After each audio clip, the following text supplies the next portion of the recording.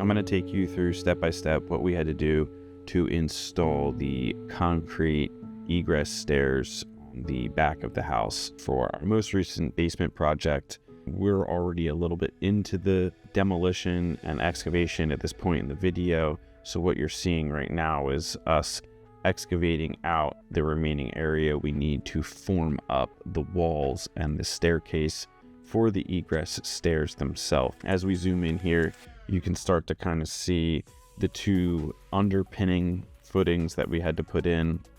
I'm going to drop in a picture of the footings here just to kind of give you a feel for what we had to do. We had to dig underneath the house and kind of hook into the existing foundation underneath it, underpinning the new foundation for the walls. One thing I also want to point out, we had to dig out an area much larger than what final staircase actually takes up.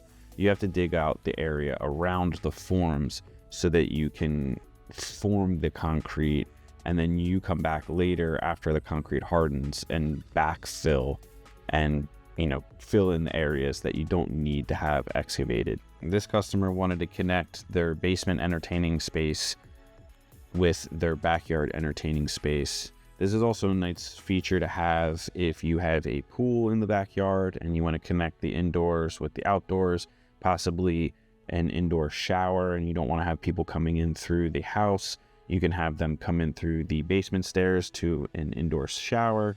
This is also a code requirement. If you're going to put a bedroom in a basement, you do need a second egress exit. It doesn't necessarily have to be as extensive as this. It could be a window or maybe a smaller set of stairs, but that is something to point out.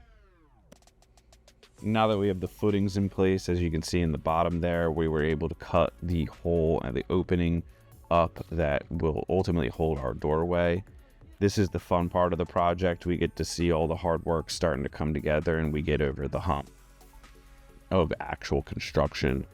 Once this hole's open, we can form and start pouring the concrete for the walls, and then form the staircases, and then pour the concrete for the staircases. We have to pour the walls first and then the stairs because all the concrete has to be formed in order. So you build the footings first, which you see us now forming the walls on top of. Once the footings are in, we can drill the rebar in, connect the rebar to the house and then to the footing, form the walls, and then pour the walls. We're using a 3/4 inch or slightly thicker plywood on the forms. We'll get about 2, maybe 3 to 4 uses out of these forms, depending upon how well we take care of them, how well we clean them off. The reason we're using plywood on this one instead of metal, simply because it's a little bit easier to work with and get to the custom sizing we need for the particular set of walls that we're forming. If you start getting into metal, you're kind of limited by the sizes, and then you end up having to use a little bit of plywood anyway. So sometimes it's easier just to start and finish with the plywood.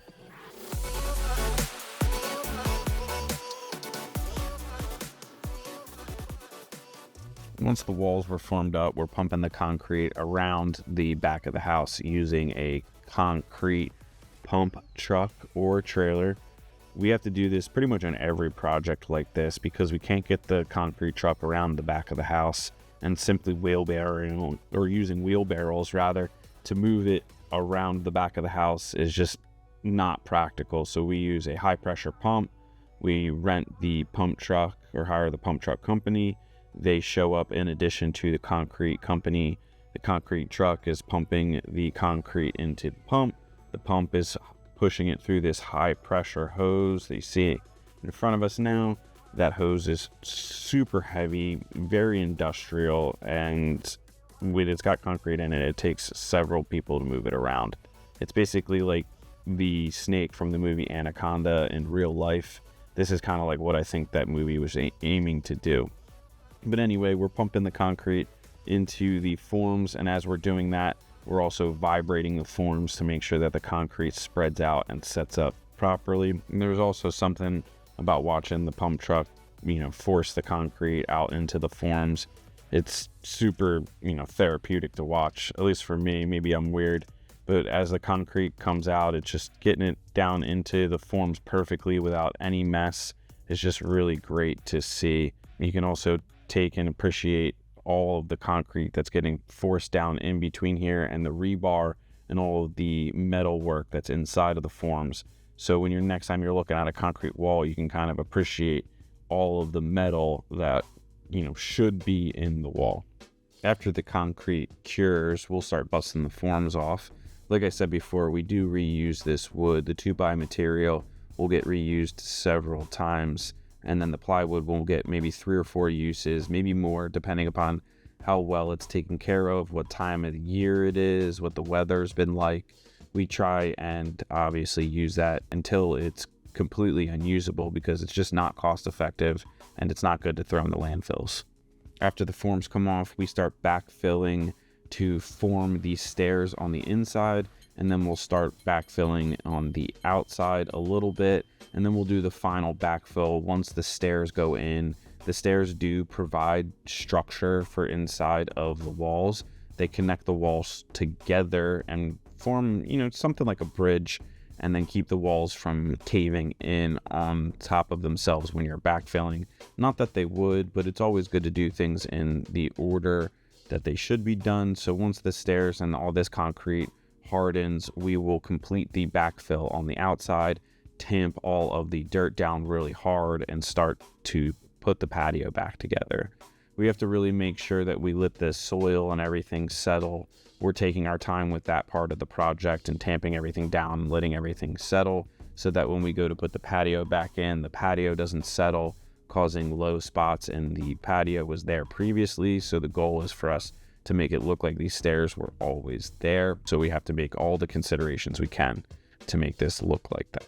Believe it or not, this is probably the hardest part of the project. This is where all the planning and everything we've done starts to come together, because we put a set of stairs that has to match up with 2 different levels of patio, and we had to make sure that everything's at the right height, and now the concrete's in and can't be taken out, and this is the moment of truth. So we're starting to lay it out, starting to lay the stone and tamp everything, and make the pitched surface away from the house flat that we need to start putting the patio in bit by bit.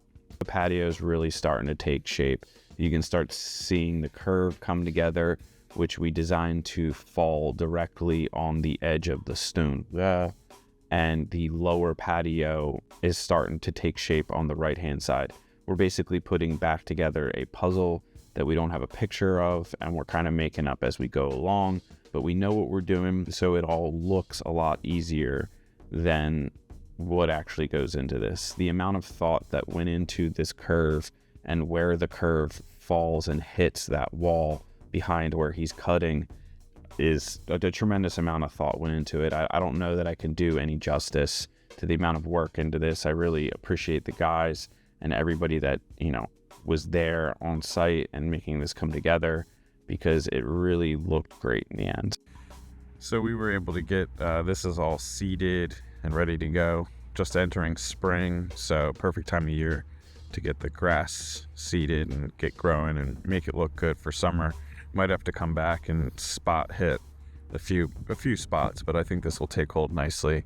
But this is the patio up close. We were able to install it literally just as it was. It's kind of crazy how great of a job the guys did making it look like it's always been here. And then of course our egress stairs are in. It's gonna rain like 3 inches tomorrow, so all this little dirt and debris here will all be washed away. All the dust that we couldn't get with the leaf blowers, get it up cleaned up nicely. And then we have the lights going down on the sides here that look really great. Of course, we got the camera over top the door. It's really important to keep this area of your house secured. Yeah, everything looks great. We were able to plan and have the patio line up perfectly with the first step or landing of the stairs. That would have really not looked great if we weren't able to achieve that, but everything came out really great. We had some stone left over, obviously, from the cutout of the stairs. That all used to be patio. This built-in fireplace, we were able to leave that untouched. Did nick the cover a little bit, so we'll have to replace the cover. but this was built in and wet set or concreted into the original patio. So it was kind of important for us to like work around that and not have to rebuild that.